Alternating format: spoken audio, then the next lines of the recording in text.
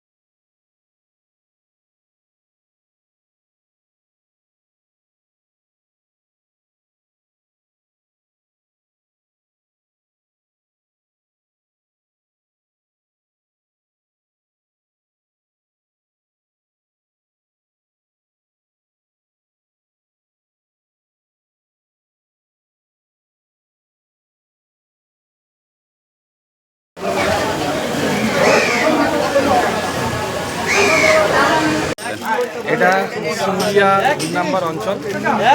আপনারা জানেন যে বাংলার মুখ্যমন্ত্রী মমতা বন্দ্যোপাধ্যায় তার যে মস্তিষ্ক প্রসূত প্রোগ্রাম আমার পাড়া আমার সমাধান, গোটা ভারতবর্ষের বুকে কোনো রাজ্যে এই ধরনের কোনো প্রোগ্রাম আজ পর্যন্ত হয়নি, যেটা বাংলার মুখ্যমন্ত্রী করে দেখালেন।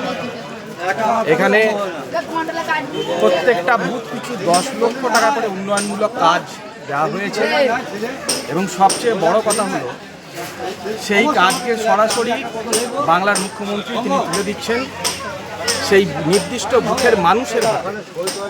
অর্থাৎ মানুষ তারা ক্যাম্পে আসবে, সরকারি আধিকারিকরা আছেন, তাদের কাছে সেই পাড়ার বা সেই বুথের সমস্যার কথা তুলে ধরবেন এবং তার সমাধানটাও সেই বুথের মানুষই বাতলে দেবেন।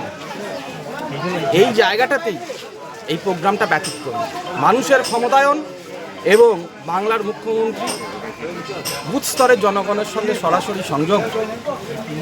আমরা ধন্যবাদ এবং কৃতজ্ঞতা জানাই বাংলার মুখ্যমন্ত্রী মমতা বন্দ্যোপাধ্যায়ের কাছে এবং আমাদের নেতা সাংসদ মাননীয় শ্রী অভিষেক বন্দ্যোপাধ্যায়ের কাছে। দাদা, বিরোধীরা বলছে সামনে বিধানসভা ভোটের জন্য এইসব করছে তৃণমূল, কী বলবেন?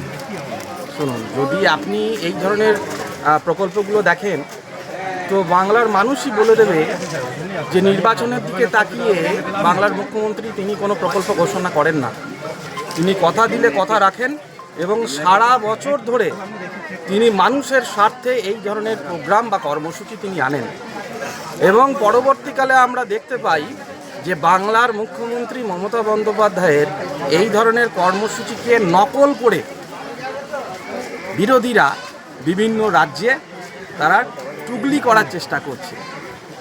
এইখানেই বাংলার মুখ্যমন্ত্রীর জয়।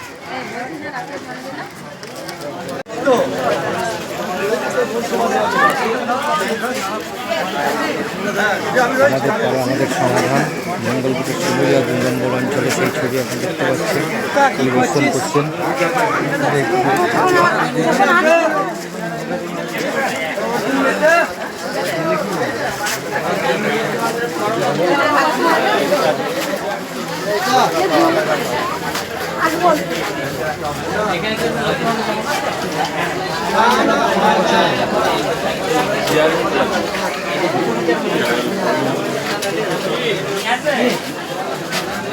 সাহেল বয়লি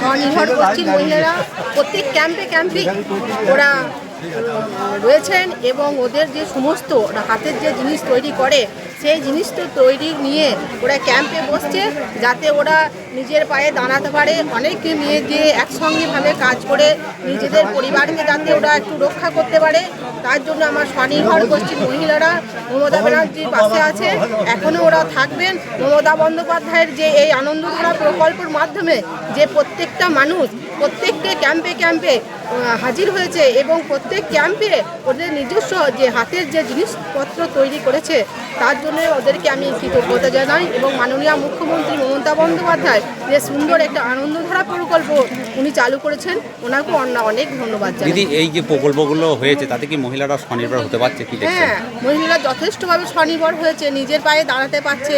যে লোন একদম মানুষ তো লোন টোন তো কিছুই পেত না, মানে মুখ্যমন্ত্রী মমতা বন্দ্যোপাধ্যায় যে তৈরি করেছে যে আনন্দধারা প্রকল্প, এই যে ধূপকাঠি তৈরি বানাচ্ছে, তোমার নকশা করা কোনো জিনিস, হ্যাঁ কাঁথা তৈরি করছে, হাতের জিনিস দিয়ে বিভিন্ন রকম ওরা নকশা জাতীয় জিনিস ওরা তৈরি করছে এবং মোমবাতি থেকে তৈরি করছে।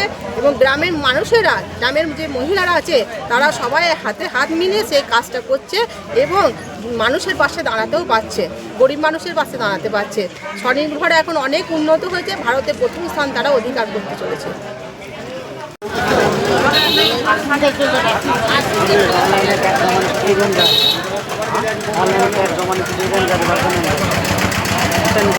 কোথায় কি কর্মসূচি চলছে?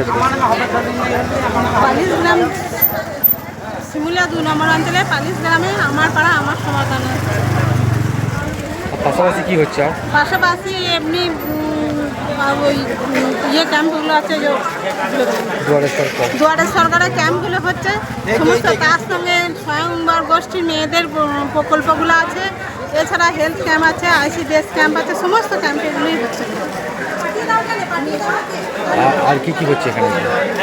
এখানে সমস্ত রকমের আমাদের পাড়া আমাদের সমাধানে কি কি কাজ? আমাদের পাড়া আমাদের সমাধানে ছোট ছোট সমস্যাগুলো বেশি গুরুত্ব দেওয়া হচ্ছে, যেমন ধরুন ড্রেন, জলের call, ICDS centre, health centre, কোনো স্কুলের বিল্ডিং, কোনো নর্দমা এগুলো ভেঙে গেছে, এগুলো রিপেয়ারিংয়ের কাজ হচ্ছে। তাছাড়া নতুন রাস্তাও হচ্ছে।